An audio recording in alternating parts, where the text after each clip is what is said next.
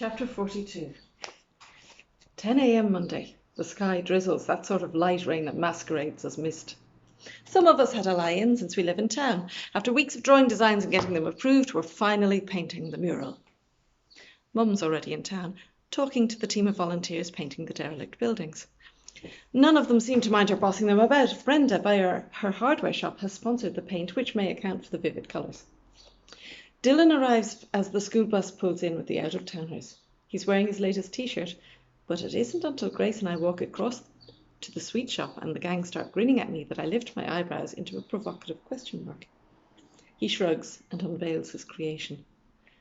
Get this. Chris's photo of me with the whale is printed onto his t-shirt. How did he even get hold of it? Serious words to be had with Chris later. Creepy, says Grace. I have to agree, but it's also kind of sweet. He holds out the squeezy button on his whale-decorated jacket. I shrug and squeeze. This time bubbles come out. One especially ginormous bubble squeezes itself out from the whale's mouth to encase Grace's entire face, making it luminous and large as if she were in a fish tank.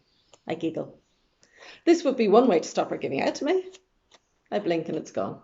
Ach, I know it was never there and no one saw it happened except me, but it was fun all the same. What?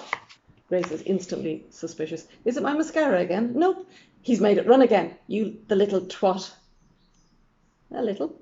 Well, it's fun messing with her mind sometimes. Makes up for some of the thumps, and she is far too precocious about her mascara. Are you out to get me, Dylan Clancy? She growls. How could she get squirt in the eye without noticing? He looks confused. What is it? You hate all girls or just girls who wear mascara? Don't tell me it's a new cult. That's it, isn't it? Grace, I say, lay off. Nothing happened. Your mascara's fine. I was only messing. As I lead her back to our painting group, I look back at Dylan, even though I said I never would. And he looks right back. Bliss. When the drizzle stops, it turns into one of those sharp, sunny days. I'm glad we didn't have to wear a school uniform, even if it means there's more paint being flicked between us when the growler looks away than went into the Sistine Chapel ceiling. Kathy suggests we paint really slowly so we get the rest of the week off lessons. The growler says there's heavy rain coming later this weekend to work faster. All morning, Mum's in and out of town. Everyone wants a piece of her. She's glowing and confident, but almost deliberately oblivious to the impact she's having. Even when men keep coming to ask her opinion before doing some mundane task, like deciding on which side of a window frame to hang a basket of blooms. Mid-morning, Louis, the health and safety guy from the council, with the puppy eyes, goes one step further and emerges from Simon's with 2 coffees, one for Mum. From where I'm standing, under Granuela's green serpent eyes, it looks as if he's proposing a date. I hold my breath. What does Mum do? She points to her clattering as if to show she's spoken for. This isn't how it was meant to be. So when are you going to tell her Rick is a fake? Grace at my shoulder watching. I mean, she's not exactly giving in to temptation. Granuela's hair won't paint itself, girl, says the growler, sniffing discontent in the ranks. You said we could have hot chocolate, said Denise. When Granuela is recognisable as something other than a wraith, says the growler.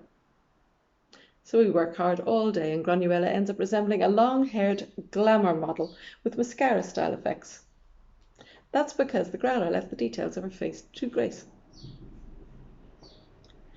We're all probably high on paint fumes and looking like miniature artworks ourselves, so the growler decides not to cart us all back to school for one last class.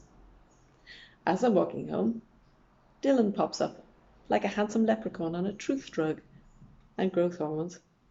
He falls into step beside me. Since I'm meant to be still mad, neither of us says anything. If I bring him to the beach, I might forget to be angry and kiss him instead, so I keep on walking to the hotel. Angelica, he says. Look, if Mum gets wind of what you told them, I say, she'll kill me. I'm sorry.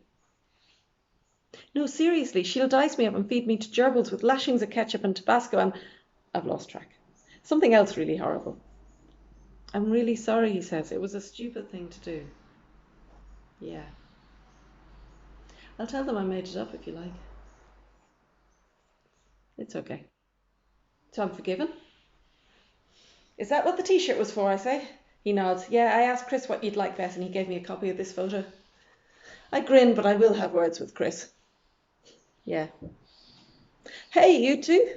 Mum's car pulls up alongside and I leap guiltily. Want to give me a hand or just gaze into each other's eyes, she says. Why does she say things like that? She opens the back door and hands one box of leaflets to me and another to Dylan. Dylan, can you give half of these to your dad to distribute and share with Reverend Clancy? Angelica, drop the rest into Kitty. Save me going down into town again. Tell her to make sure every customer she has distributes a batch somewhere in this country. Then she pulls out posters and more flyers. When you've done that, yep, the rest of town, right? That's my girl, says Mum. Really? I mean, really? So much to do, she says. I need to get back to the hotel. I don't know how Chris thinks he can run a love fest without being at least interested in the idea of being in love, do you? This is exactly the opposite of what she was saying 3 weeks ago. I decide not to point this out. I'm finally learning the art of self-preservation. Rule 999, don't tell adults you know they have changed their opinions radically and irrationally. They don't like it. When I've dropped off the flyers, we paper the town's establishments with posters. I hold the posters, he pins or tapes.